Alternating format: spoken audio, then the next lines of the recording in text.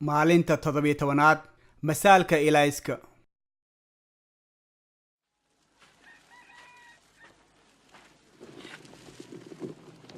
qofna intuu laambad shido baaquli kuma daboolo sariir ma hoos geliyo laakiinse meel laga arkaayo yusuraa si ay dadka soo gelaya guriga u arkaan iftiinka wax kastoo qarsoon bannaanka ayaa la soo dhigayaa wixii la daboolana iftiinka ayaa la keeni doonaa ka taxadir haddaba sidaad wax u dhegaysato waayo mid kastoo wax fahma wax badan ayuu garan doonaa mid kastoon rabin garashada ilaa intii yarad uu haystay ayaa laga qaadi doonaa hooyada iyo walaalahabaa bannaanka jooga rabaan inay ku arkaan waa yahay hooyada iyo walaalahay waa kuwa ilaah erigiisa maqlaa oo kuna dhaqma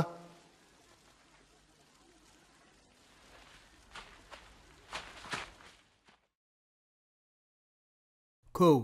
maxaan aniga qariyaa